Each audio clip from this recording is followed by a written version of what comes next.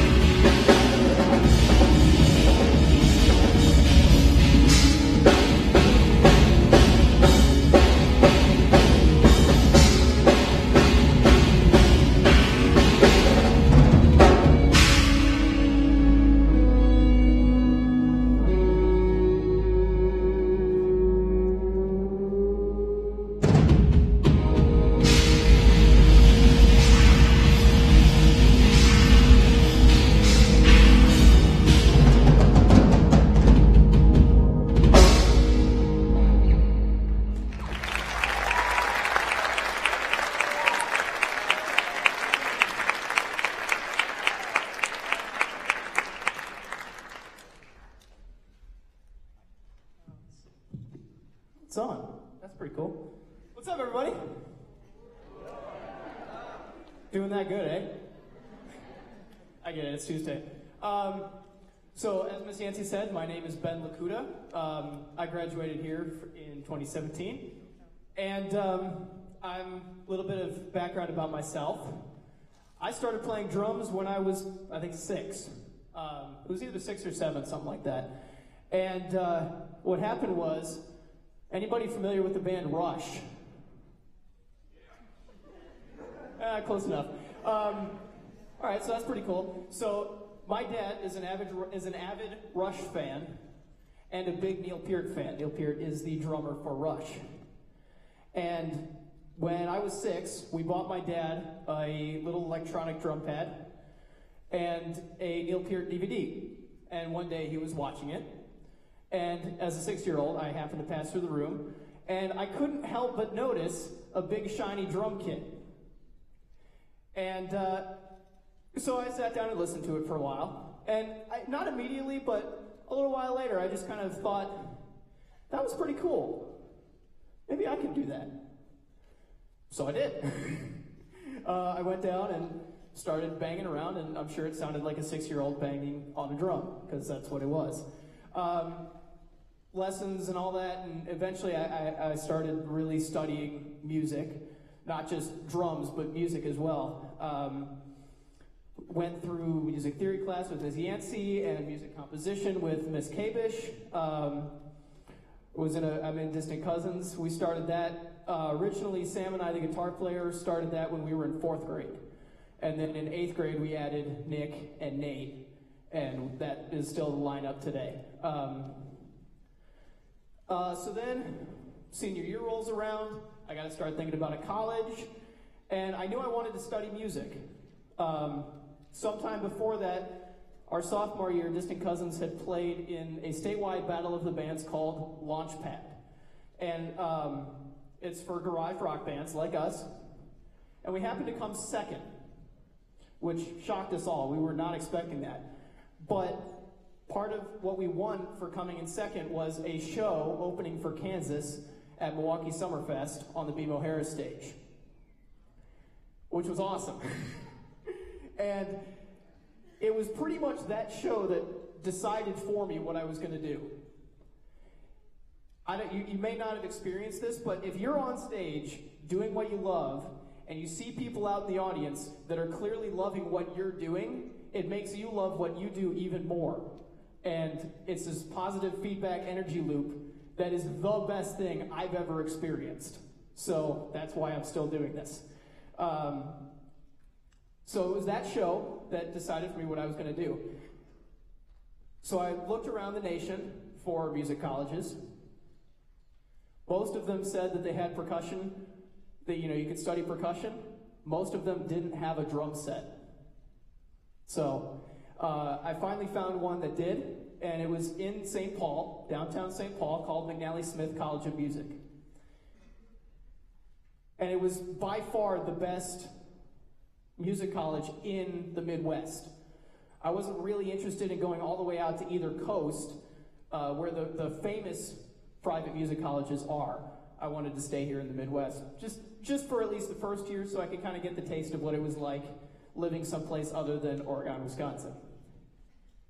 And so I went to McNally, and it was everything that I wanted. I mean, the staff was amazing. They were super knowledgeable. I could ask them any question, personal or professional, and they would answer it to the best of their ability. The students were amazing. I made sure I got out there. I jammed with them.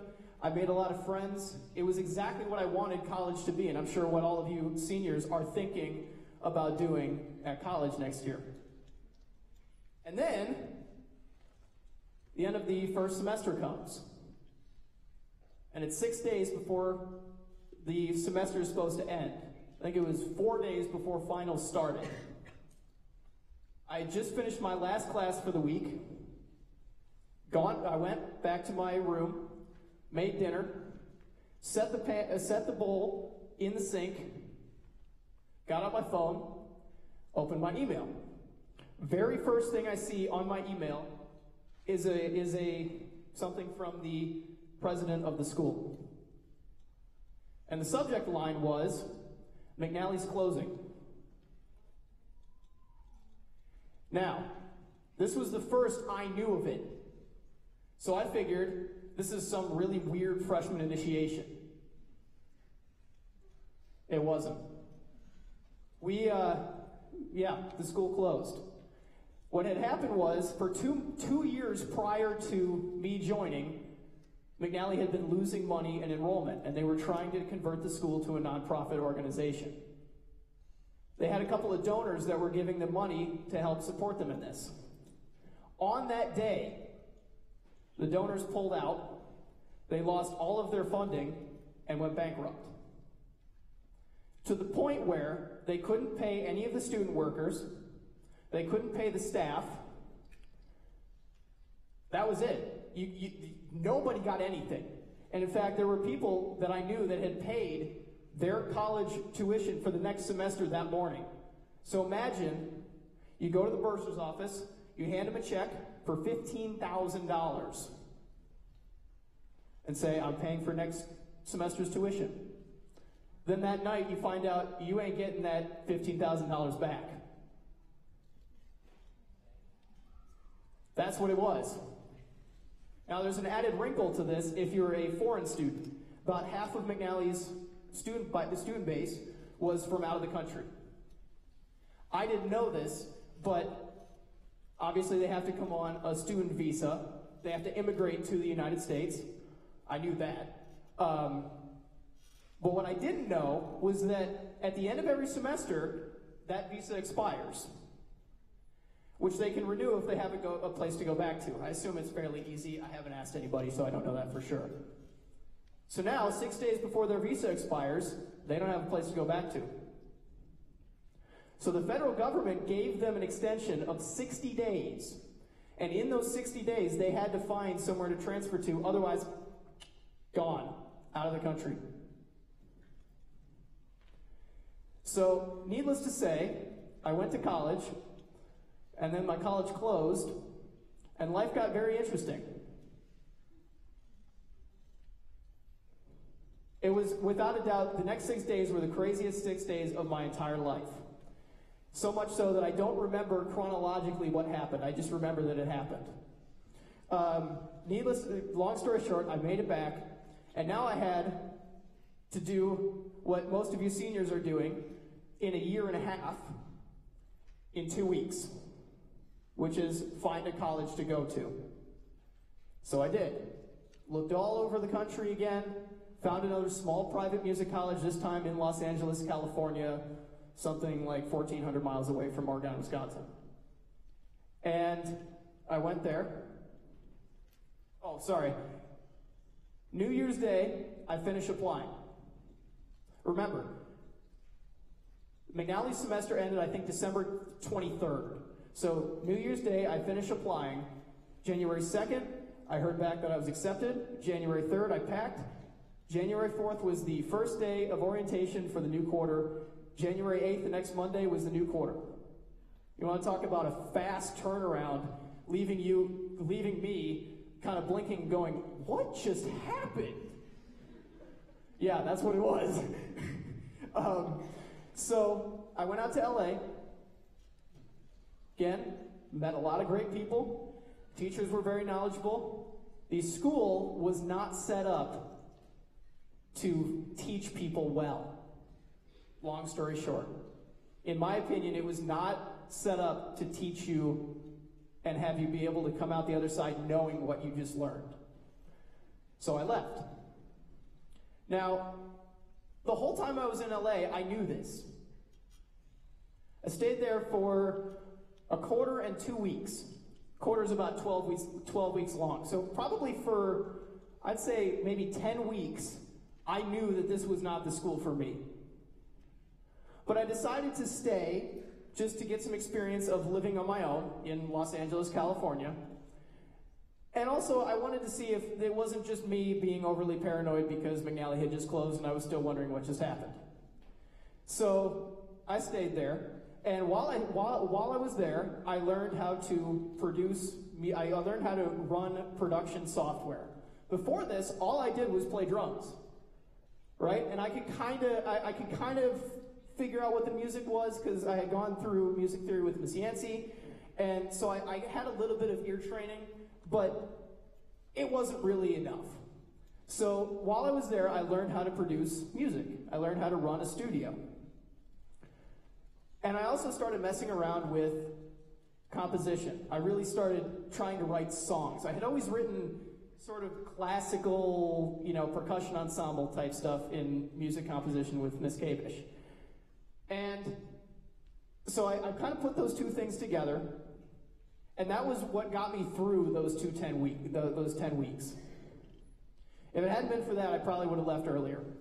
But in fact, so that song the last song that I just played, I recorded on a keyboard in Los Angeles, which is pretty cool. Now, for all of you seniors, you're probably sitting there thinking, well, I'm not going to a small private music college, right? I'm assuming most of you aren't. So why would my college close? I agree, it probably won't. UW-Madison is not in danger of closing. What I would say to you graduating seniors is there's a lot of people that I know and have talked to that are not sure what they want to do, right? You're sitting there, you're thinking, well, should I, there's kind of two majors I'm considering, which one should I choose? I don't know the right answer. All I know is that the main reason I'm up here right now is because I stopped wondering and started making things happen. Remember that school is temporary, work is forever. So if you don't like what you're doing, make it happen. Get out of it, right? Go experiment with a million different things. And do that now while you're in high school and while you're in college. That's the best thing you can do. Because then when you get out of it, you'll be able to have a direction. You'll be able to know where you're going to turn next. The other thing that I would say is this. College is great. It is. It's a lot of fun. You get to do, for the first time in your life, for some of you, you get to do whatever you want. All the time. Just make sure that you know what you're going to do after you've done whatever you want. That's where a lot of people run into problems. They do whatever they want, and then they forget that there's other things that have to be done, right? Those are the two main things. So, in any case, we're going to get back to the drums now. Like I said, I started messing around with composition.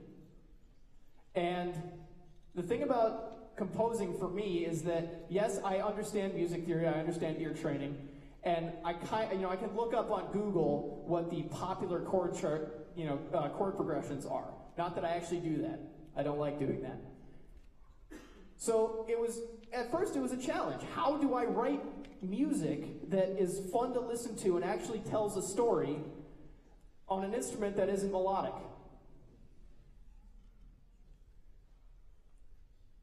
So I bought a keyboard. I figured out how to. I kind of can play it, and that's how I write some of these songs. But one piece that I'm gonna play here today with a couple of the guys. That's why there's three kits here. Is based on what's called four-way independence. Now, four-way independence. In fact, you guys can do this if you're bored in class. Just make sure you do it quietly. Four-way independence is playing something with this hand, totally independent of this hand, totally independent of this foot, totally independent of this foot. That's four-way independence. And it takes a long time to learn. Unfortunately, there's no shortcut. So, I have a little demo just to kind of explain what I'm talking about. Here's the idea. I'm going to play, we call it triple beat. It's 3 beats per hand with my right hand down this side of the kit, like this.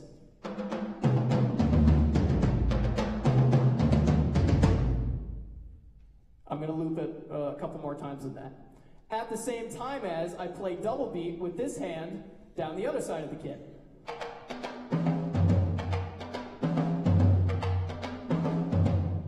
All right? So if I wanted to say two-way independence, this is what it would sound like.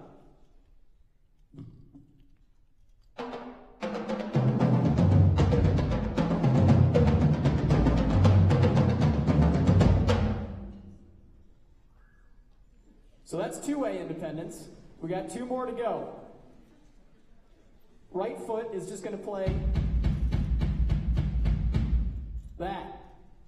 Now, my left foot is going to split. It's going to go right in between my left hand like this.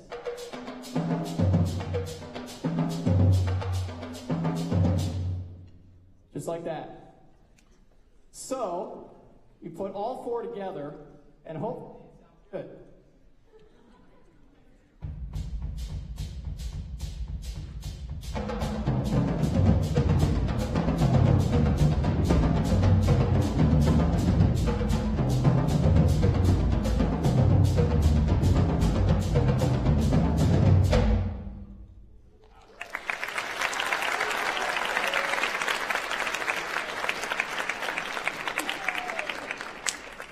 So, very quick story.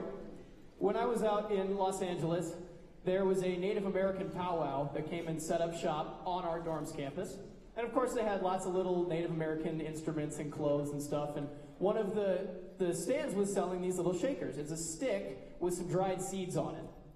And so I was walking around with a couple of my buddies, and we walked over and said, hey, check it out, there's these little shaker things. And we picked them up and started, messing around with it. And we explained to the lady who was running the stand that we were musicians going to music college. And she said, okay, well, let me show you how to test the sound so you can find the best one to buy. So she picked one up and played this little rhythm, and I don't know whether it was the cultural clave for that instrument. All I know is she played this.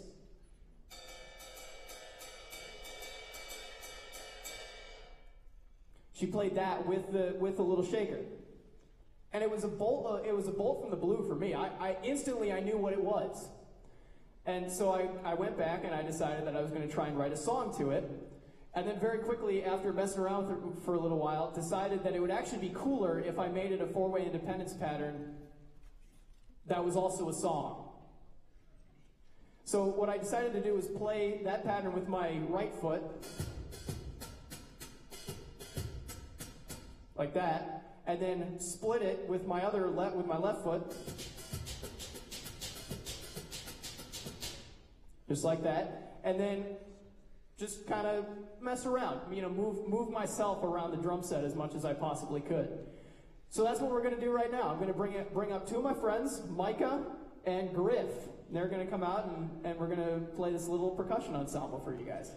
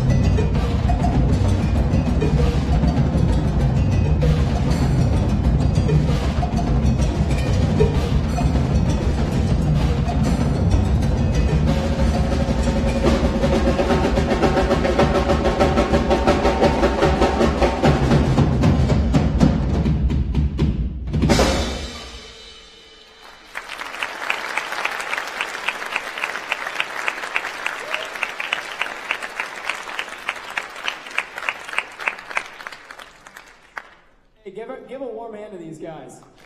They learned that in 2 weeks.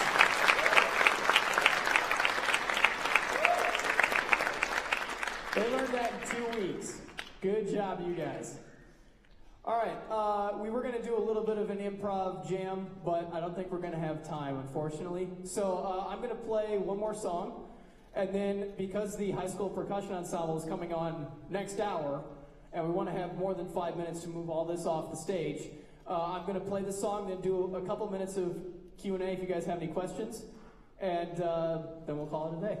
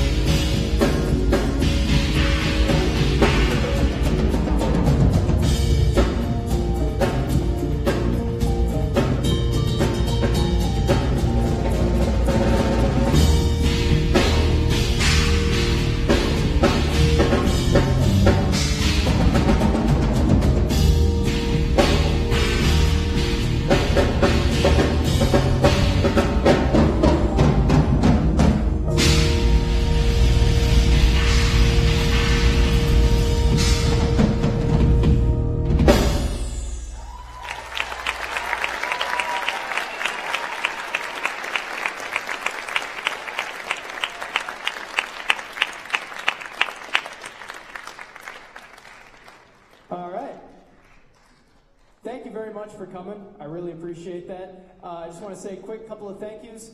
Micah, Griffin, Josh, if you guys want to start taking stuff off, that'd be fantastic. I just want to say thank you to Nate at the soundboard. Give him a hand, you guys. He's the one that's putting this all together.